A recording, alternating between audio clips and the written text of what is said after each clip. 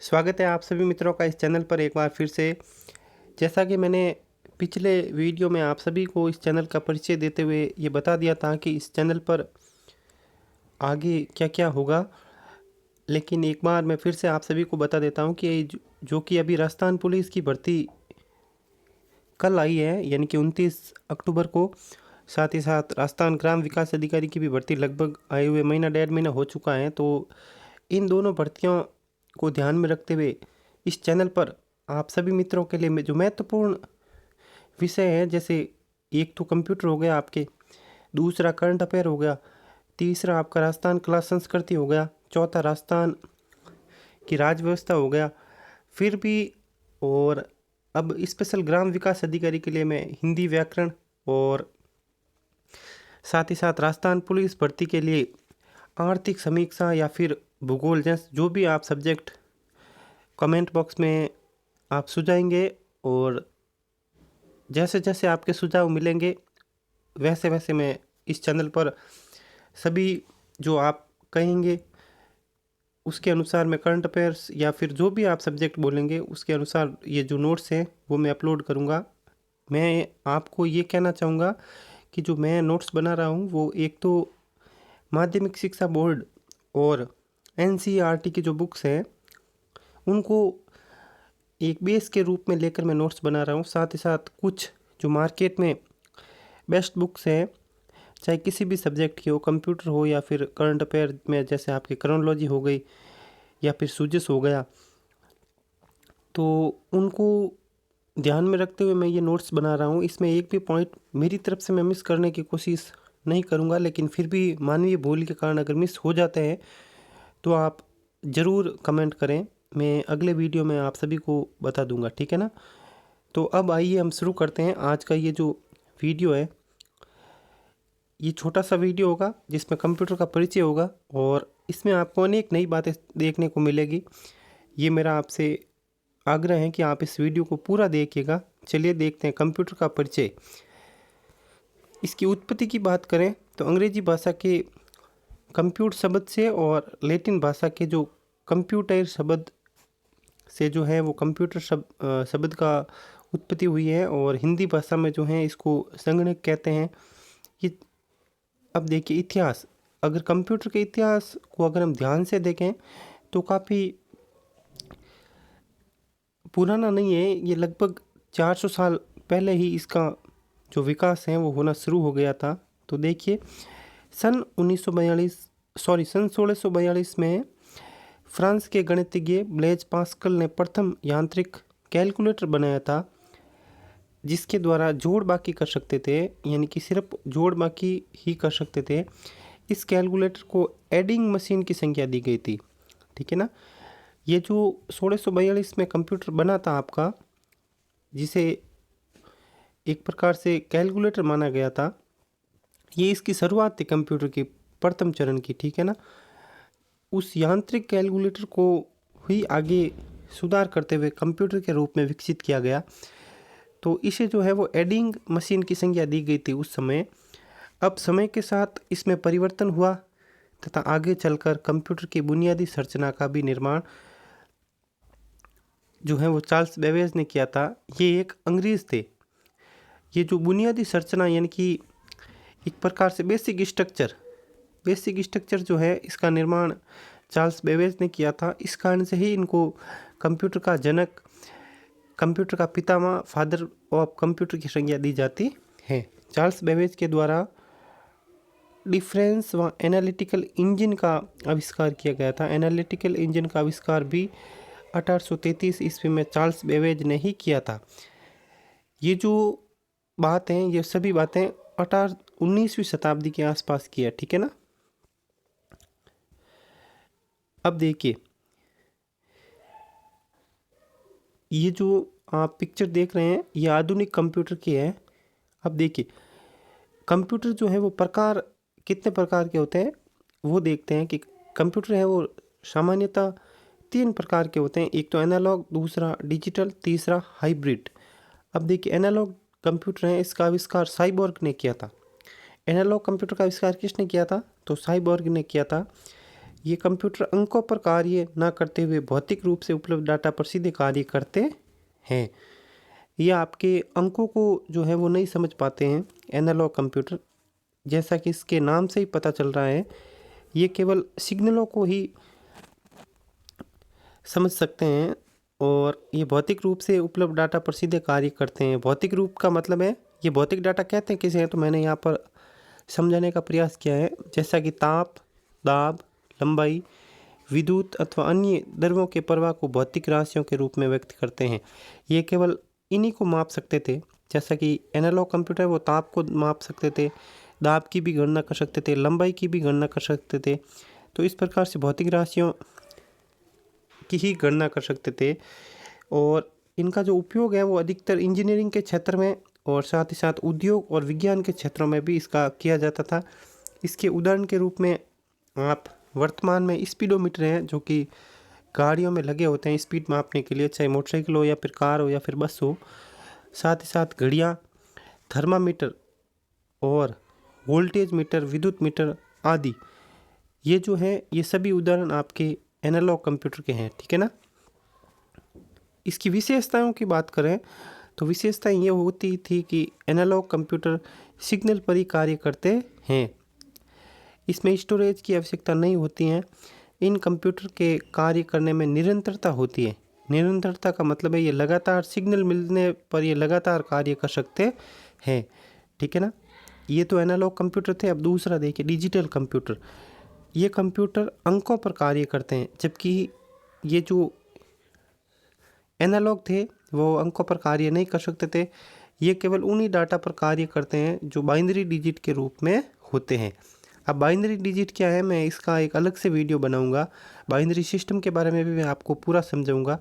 तो अभी के लिए बाइनरी डिजिट आप ये समझ सकते हैं कि केवल 0 और 1 की संख्याओं से निर्मित जो संख्या होती थी या फिर जो भी डाटा होता था 0 और 1 के रूप में, उनको ही प्रोसेस कर सकते थे और उन्हीं को समझ सकते थे। ठीक है ना। इन कंप्यूटरों में सभी डाटा एवं निर्देश एक साथ इनपुट करते हैं। डिजिटल कंप्यूटर गणना करने के साथ साथ तार्किक क्रियाएं भी करते हैं। ये कंप्यूटर बहुउद्देशीय होते हैं। इसके उद्देश्य जो हैं वो अनेक होने के कारण इन्हें बहुउद्देशीय कंप्यूटर भी कहा जाता है।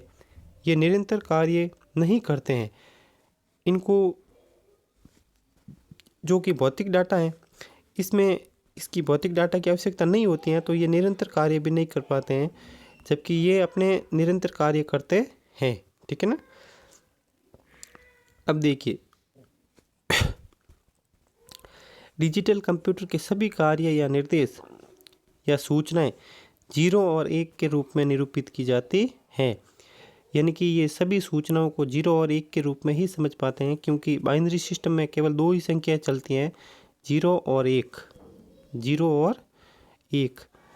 अब देखिए, सभी डिजिटल कंप्यूटर मशीनी भाषा पर कार्य करते हैं और जितने भी आजकल डिजिटल कंप्यूटर हैं ये केवल मशीनी भाषा को ही समझ पाते हैं, मानवीय भाषा को नहीं समझ पाते हैं। ऐसा नहीं है कि आप कुछ भी बोलो और उनको ये डिजिटल कंप्यूटर समझ पाएंगे। हाँ, स्मार्टफोन अलग बात है। स्मार्टफोन या फिर जो ये डिजिटल कंप्यूटर नहीं है, वो हमारी मानवीय भाषा को जो है वो मशीनी भाषा में कन्वर्ट करके ही समझ पाते हैं।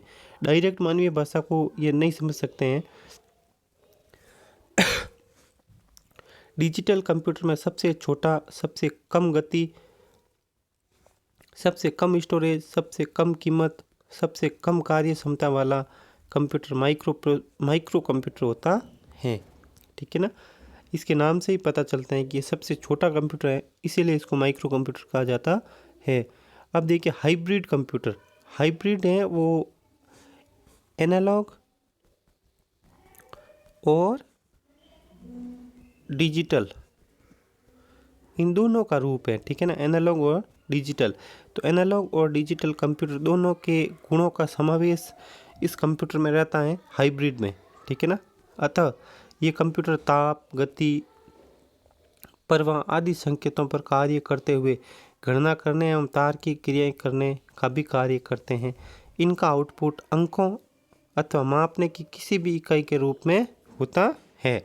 ये जो अपना आउटपुट देते हैं इसके लिए कोई शर्तें नहीं है कि ये केवल अंकों के रूप में देंगे या फिर सेंटीमीटर में देंगे या फिर मीटर में देंगे। ये आवश्यकता अनुसार हमें आउटपुट उपलब्ध करवा सकते हैं। आउटपुट का मतलब है जो भी हम सूचना चाहते हैं वो, उसे हम आउटपुट सूचना कहते हैं, ठीक है ना। और जो कंप्यूटर को सूचना दी जाती है इसे इनपुट सूचना कहते हैं इनपुट सूचना या फिर इनपुट इन्फॉर्मेशन। ये कंप्यूटर सिग्नलों को एनालॉग सिग्नलों के रूप में ग्रहण करके उन्हें डिजिटल सिग्नल में बदलकर परिणाम को अंकों के रूप में प्रदर्शित करते हैं। अब इसके उपयोग देख लीजिए। उपयोग के लिए जो है वो काफ़ी महत्वपूर्ण है उपयोग। अब देखिए, इन कंप्यूटरों का उपयोग चिकित्सा के क्षेत्र में, जहां रोगी की धड़कन, तापमान, रक्तचाप आदि को मापा जा सकता है। हाइब्रिड कंप्यूटरों का उपयोग पेट्रोल पंपों पर भी किया जाता है। एक मिनट,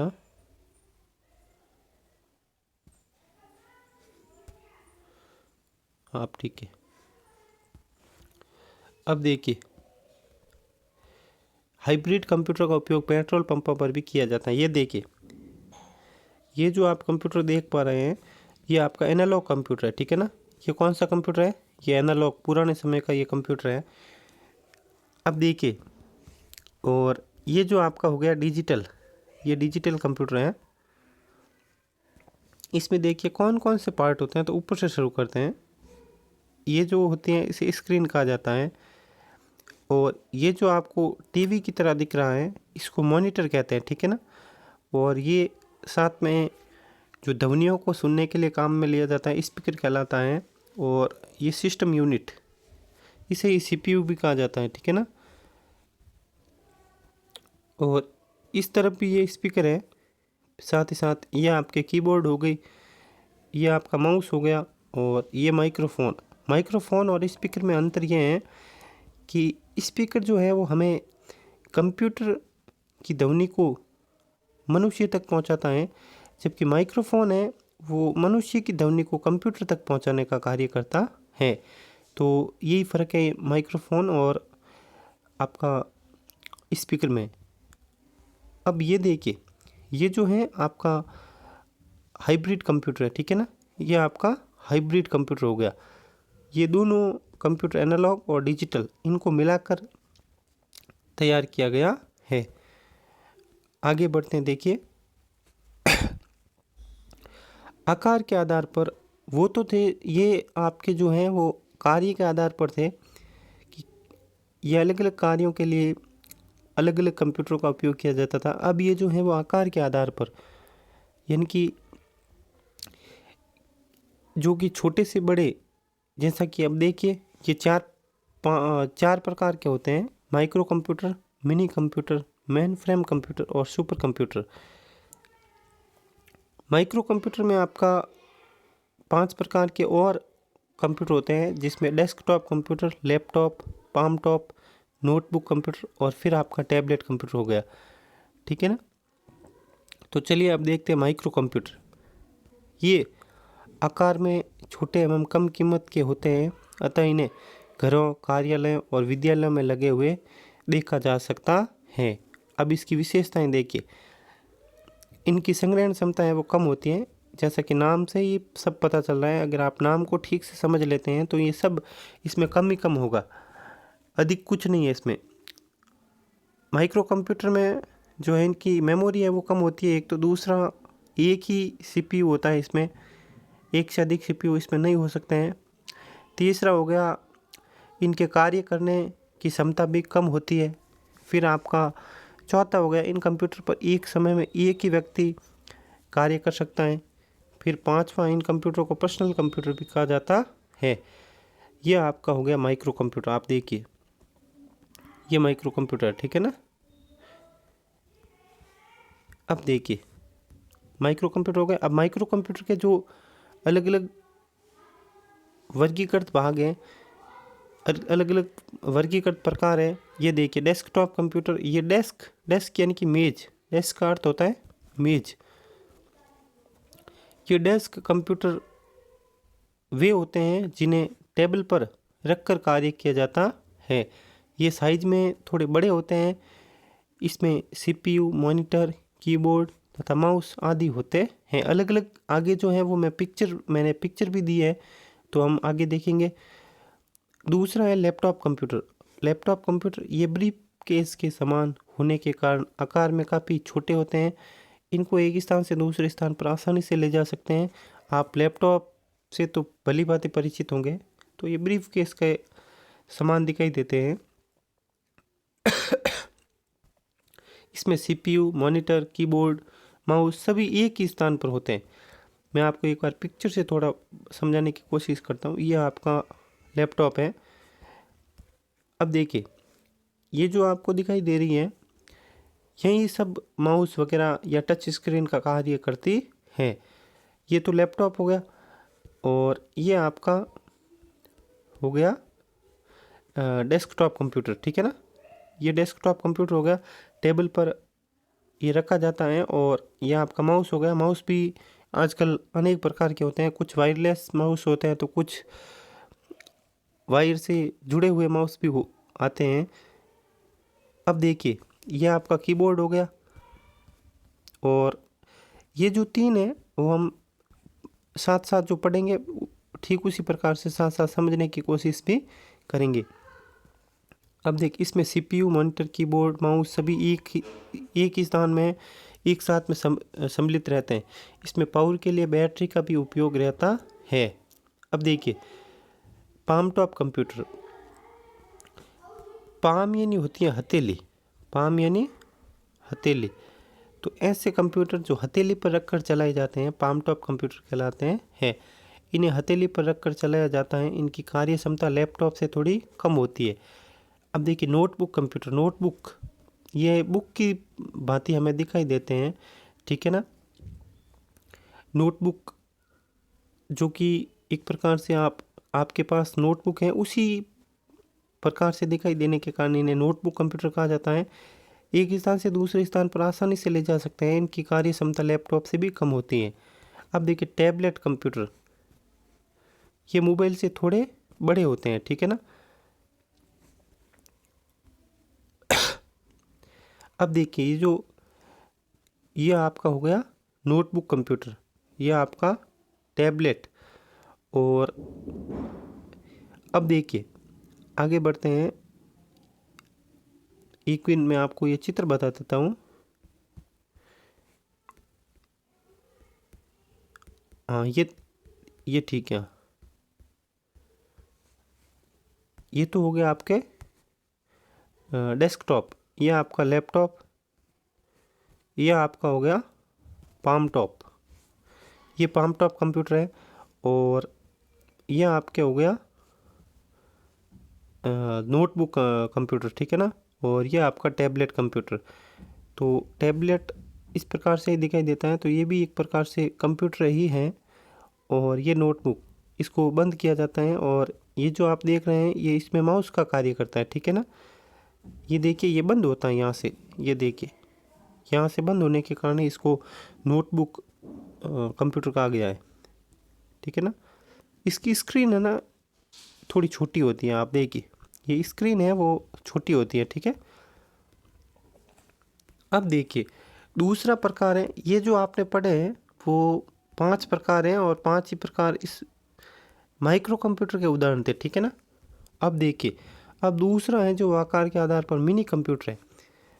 इसका आकार है वो मध्यम होता है। कि माइक्रो कंप्यूटर की तुलना में अधिक कार्यशील, शक्तिशाली एवं अधिक कीमत वाले होते हैं। इनकी संग्रहण क्षमता व कार्य क्षमता अधिक होती है। एक से अधिक CPU होते हैं। इन पर एक से अधिक व्यक्ति एक साथ कार्य कर सकते हैं। इनका उपयोग सरकारी एवं निजी संस्थानों, कार्यालयों तथा बैंकिंग कार्यों में किया जाता है। ये जो है बैंकिंग कार्यों के लिए सबसे उपयुक्त कंप्यूटर जो है वो माने जाते हैं, ठीक है ना।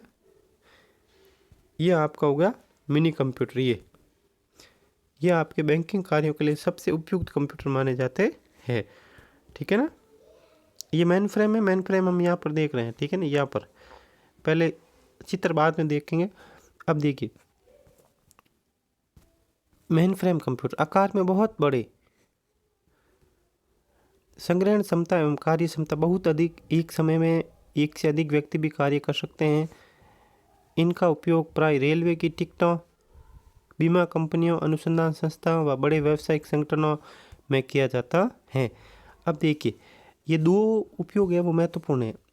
सबसे पहले तो रेलवे पर जैसे ही आप टिकट बुक करवाने जाते हैं तो वहाँ पर जिस कंप्यूटर से टिकट बुक किए जाते हैं या फिर आरक्षित किए जाते हैं रिजर्वेशन, तो वो आपका जो है वो यही कंप्यूटर होते हैं। और साथ ही साथ बीमा कंपनियों के द्वारा भी इन्हीं कंप्यूटरों का प्रयोग किया जाता है। अब देखिए, और जितने भी जो बड़े बड़े उद्योग हैं या बड़े बड़े संगठन है, औद्योगिक संगठन, उनमें भी सूचनाओं को संग्रहित करने के लिए इन्हीं कंप्यूटरों का उपयोग किया जाता है। अब देखिए, इसके उदाहरण है वो आप देखिए, ये उदाहरण है आप नोट कर लेना, क्योंकि अनेक बार ऐसे प्रश्न पूछे जाते हैं कि इनमें से कौन कौन से जो है वो मेन फ्रेम कंप्यूटर का उदाहरण नहीं है। तो आप ये सूचना ज़रूर नोट करें।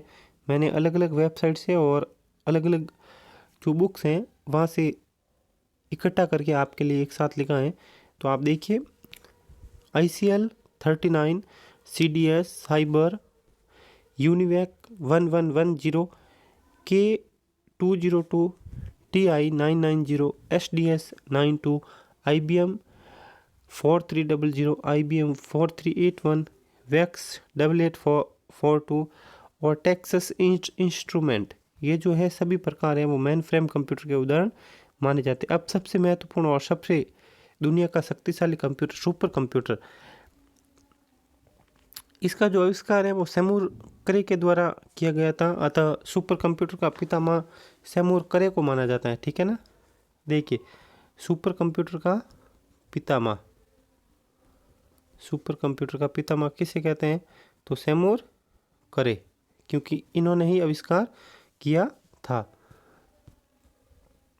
आकार की दृष्टि से सबसे बड़े कंप्यूटर हैं। इनकी संग्रह, एक मिनट में आपको वो चित्र बता देता हूँ मेन फ्रेम का, ताकि आपको अच्छे से याद हो जाए। ये देखिए, मैंने कहा था कि ये आकार में बड़े होते हैं, तो ये इस प्रकार से दिखाई देते हैं। ठीक है ना,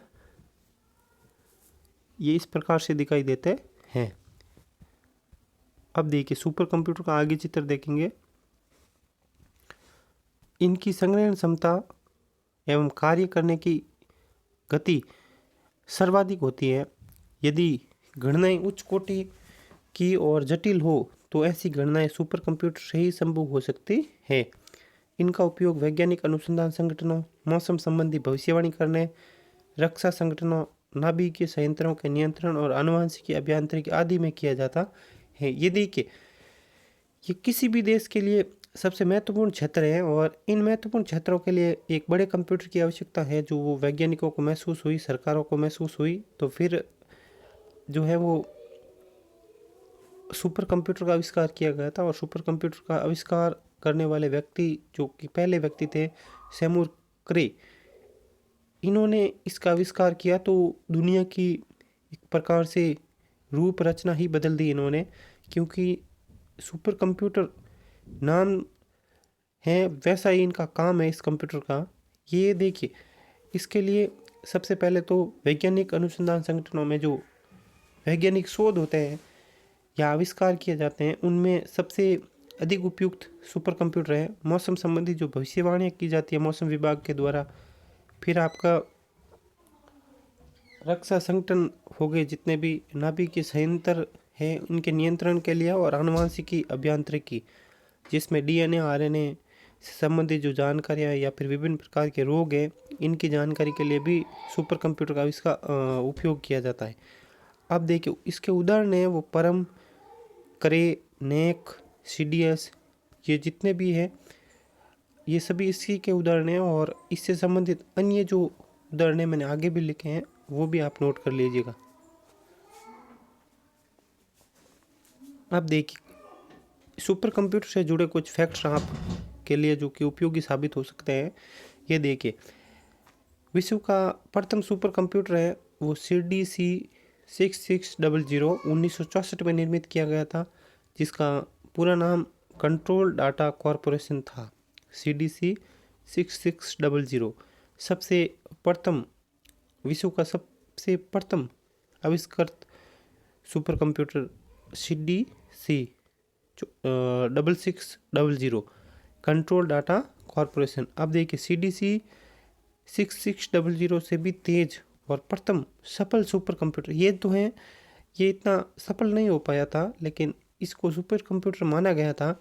और अगर सफल की बात करें और सबसे तेज तो ये 1976 में निर्मित हुआ था। इसका नाम था क्रे फर्स्ट, इनकी CRAY फर्स्ट क्रे फर्स्ट। भारत का प्रथम सुपर कंप्यूटर अनेक बार ये प्रश्न पूछा गया है, तो परम 8000 परम 8000 का निर्माण CDEC जिसका पूरा नाम centre for development of advanced computing, ये पुणे में स्थित है। इसका मुख्यालय भी पुणे में स्थित है। CDEC के द्वारा निर्मित किया गया था। ये परम 8000 इसका नाम था। भारत में सुपर कंप्यूटर का जनक है वो विजय पांडुरंग भटकर को माना जाता है। CDEC द्वारा निर्मित परम श्रृंखला के सुपर कंप्यूटर जो कि अनेक प्रकार के हैं, यह आप ध्यान रखिएगा। CDEC के द्वारा जो निर्मित है, अनेक बार ये प्रश्न पूछा जाता है कि इनमें से कौन सा CDEC के द्वारा निर्मित नहीं है। तो एक तो ये जो है निर्मित वो मैं बता रहा हूँ, यहाँ पर आप नोट कर लेना। परम 8000, परम 10000, परम पदम, परम अनंत, परम युवा 2। भारत का सबसे तेज सुपर कंप्यूटर प्रत्यूष है। भारत का सबसे तेज जो है वो सुपर कंप्यूटर प्रत्यूष है। वही दुनिया का सबसे तेज सुपर कंप्यूटर फुगाकू, जिसका निर्माण जापान के वैज्ञानिकों के द्वारा किया गया था। ये 2019-20 के आसपास इसका आविष्कार हुआ है और इसको दुनिया के सबसे तेज कंप्यूटर की भी मान्यता मिल गई है। इससे पहले अगर फुगाकू से पहले सबसे तेज कंप्यूटर की बात करें तो समीर था इसका, ये अमेरिका का था, ठीक है ना। लेकिन जापान के वैज्ञानिकों ने इसको पीछे छोड़ दिया है। अब ये अगर पर्सन आए कभी तो फिर फुगाकू सबसे दुनिया का तेज सुपर कंप्यूटर है। अब DRDO जो भी सुपर कंप्यूटर बनाता है ये पेस सीरीज में बनाता है, ठीक है ना, पेस। और Bhabha atomic research centre Mumbai के द्वारा जो सुपर कंप्यूटर बनाया गया उसका नाम था अनुपम, ठीक है ना। अनुपम सुपर कंप्यूटर किसके द्वारा बनाया गया, तो ये Bhabha atomic research centre Mumbai के द्वारा। सुपर कंप्यूटर की गति है, इसको फ्लॉप्स में मापा जाता है। फ्लॉप्स का पूरा नाम है फ्लोटिंग पॉइंट ऑपरेशन पर सेकंड में मापा जाता है इसकी गणना। और ये आपका सुपर कंप्यूटर की जो है ये पिक्चर है, आप देख सकते हैं। बहुत बड़ा कंप्यूटर होता है सुपर कंप्यूटर और सबसे दुनिया के सबसे महंगे कंप्यूटरों में ये शुमार है। ये IBM के द्वारा निर्मित एक सुपर कंप्यूटर की पिक्चर है। तो क्योंकि पिक्चर मैं इसलिए ऐड कर रहा हूँ ताकि आप सभी को जो है वो अधिक से अधिक फ़ायदा हो सके और अधिक से अधिक याद रह सके। क्योंकि जैसे ही आप पिक्चर देखते हैं तो ये पिक्चर आपके दिमाग में एक प्रकार से कहीं ना कहीं सेव हो जाती हैं, तो जिससे आसानी से फैक्ट्स हैं वो आसानी से याद हो सकते हैं आपको। कंप्यूटर से जुड़े अन्य फैक्ट भी हैं। तो कंप्यूटर बनाने वाली दुनिया की प्रथम कंपनी IBM थी, जिसकी स्थापना 1924 में अमेरिका में हुई थी। IBM का पूरा नाम था इंटरनेशनल बिजनेस मशीन। प्रथम विद्युत यांत्रिक कंप्यूटर मार्क फर्स्ट। प्रथम विद्युत यांत्रिक कंप्यूटर कौन सा था, तो मार्क फर्स्ट। प्रथम इलेक्ट्रॉनिक कंप्यूटर कौन सा था, तो ये ENIAC था, ठीक है ना।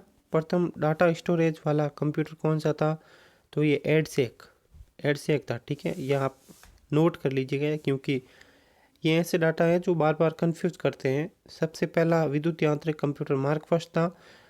प्रथम इलेक्ट्रॉनिक कंप्यूटर ENIAC था। प्रथम डाटा स्टोरेज वाला कंप्यूटर एडसेक था।